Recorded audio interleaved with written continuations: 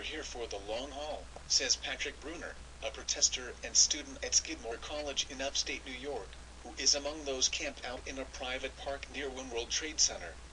In New York, the protesters are largely educated, organized, and their marches are planned, not spontaneous. After hundreds of protesters were denied access to some areas outside the New York Stock Exchange on September 17, demonstrators set up a ragtag camp 3 blocks away. Mindful of the cold weather coming, protesters have a winterization committee to prepare for the season. There's something very Bologna about this Bologna. Please watch this clip of NYPD's supposed member Tony Bologna and take a step back to realize that maybe perhaps this might be staged. Something does not sit right about this here. Get in it for truth, and we welcome comments, theories, or suggestions in the comments section on this topic. Support Occupy Wall Street. Get there, if you can, and stay focused and calm. Rise up for a peaceful revolution. Or, rather, an evolution, because we must do something different than all the things we've done thus far, and all the same energy we've amassed since who can remember, and that got us all here in the first place. 37 charged in drug raid at Boeing plant in Ridley Township. On Wednesday morning, there were a wave of arrests at the Delaware County plant. By afternoon, 36 of 37 people accused were in custody. 14 were charged with misdemeanor attempted possession or sale of typically fewer than 10 pills that were actually placebos provided by a co-operator.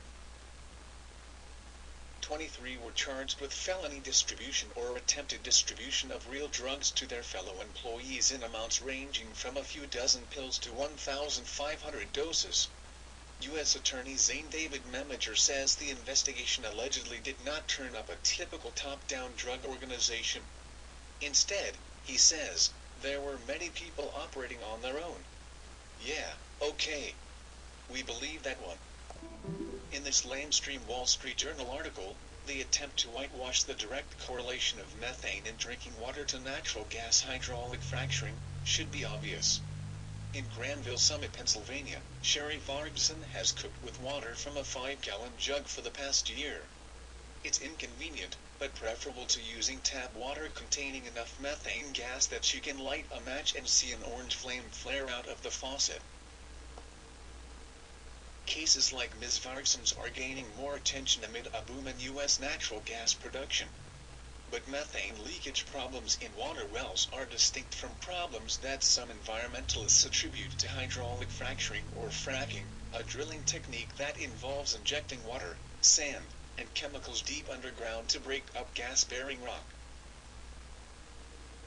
Industry officials only agree that methane leakage into the water table during gas drilling can occur in theory, although in specific cases there may be a dispute about whether it did occur. Because the drilling may be a prelude to gas extraction through fracking, many people consider any problem to be fracking related.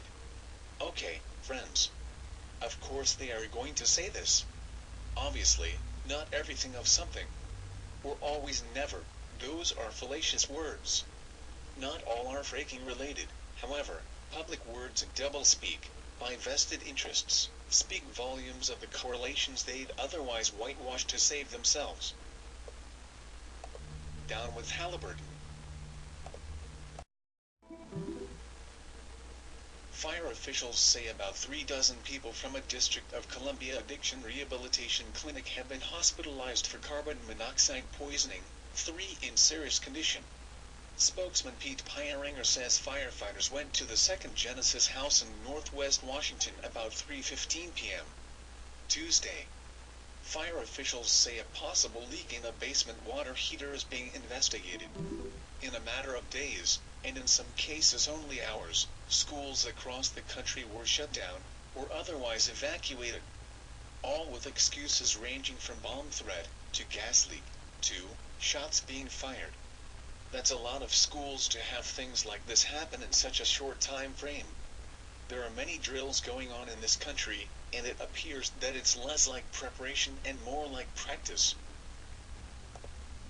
One only needs look at the Gabrielle Gifford Safeway drill, or even 9/11 drills, to realize that these can become a live event at a moment's notice, for us. But they appear to be calculated hours and hours of preparation by the real government-sponsored terrorists when more chaos is needed to bring in order, so that liberty can be sacrificed for suppose and security. And worse.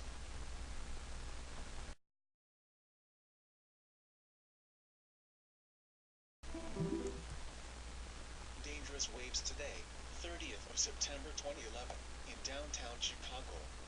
Be sure to watch the video. Marijuana activists trick police with tobacco joints. Following the arrest of Derek J. Freeman, 420 organizer Rich Paul calls for the activation of the marijuana militia. Prisoner seeks presidential pardon for 30-year sentence for first offense as a teenager. This article states, one of the reasons the walls of cannabis prohibition are coming down faster and faster these days is because of citizens like George from Oakford, who can no longer stand idly by and be witness to the waste and cruelty of incarcerating citizens for so-called marijuana-related crimes. Wall Street Journal changes privacy policy to track users' browsing data without consent. Because News Corporation has apparently given up any pretensions to respecting the privacy of others, it recently updated the privacy policy for the Wall Street Journal website to allow the company to connect personally identifiable information with web browsing data without user consent. Before the change, which was made on Tuesday, the WSJ.com privacy policy stated it would obtain express affirmative consent to combine personal data with clickstream information. And it's not just WSJ.com. The change is being made to all member sites in the journal's digital network, including MarkWatch.com, Althing.com, Barron's.com, and SmartMoney.com, while Moss, 61, of Alta Avenue in Louisville, has been identified by Grayson County Coroner Joe Brad Hudson as the pilot of a small plane that crashed into a hotel near Rough River State Park in Grayson County Friday afternoon. Though Ophelia is the fourth hurricane of the season, it has become the third major hurricane of the Atlantic season. American actor Sean Penn joins thousands of Egyptian protesters in Tahrir Square. In a recent Washington Times editorial titled Internet Trolls, Anonymity and the First Amendment, Gail Falkenful carelessly declared that the time has come to limit the ability of people to remain anonymous online. She argued that any benefit to online pseudonyms has long since dissipated and anonymous commenters have polluted the internet with false accusations and name-calling attacks. Newspapers, she wrote, should ban them entirely. This argument is not only inaccurate, it's also dangerous. Online anonymity, while allowing trolls to act with impunity, also protects a range of people, from Syrian dissidents to small-town LGBT activists and plenty of others in between. There will always be those for whom a name is not a barrier toward acting abusively. For those with little to lose, there's no reason to hide. Inversely, those who stand to lose a lot by identifying online are those who need pseudonyms the most, to speak their mind freely, without fear of retribution. Aqua Bounty Technologies' genetically modified salmon just got a hefty financial boost from the USDA. On Monday, the agency awarded the Massachusetts-based company $494,000 to study technologies that would render the genetically tweaked fish sterile. This would reduce the likelihood they could reproduce with wild salmon, should any escape into the wild, a scenario that has many environmentalists concerned. Drawing inspiration from leaves and photosynthesis, two separate research teams have successfully demonstrated improved techniques to convert carbon dioxide and water to usable fuels. A pair of papers, published today in the journal Science, describe two different approaches to generating fuel, one involving an artificial leaf that can split water molecules to create hydrogen fuel, the other aimed at recycling carbon dioxide. Battle escalates against genetically modified crops. Home to a fast-growing network of farmers markets, cooperatives and organic farms, but also the breeding ground for mammoth for-profit corporations that now hold patents to over 50% of the world's seeds. The United States is weathering a battle between big agro and a ripening movement for food justice and security. Be sure to share this article. Share these breaking news stories if you like, and subscribe to my channel. Thank you all for all your help this past year, and for all the encouragement, and sound advice, and leads. Cheers, and much love.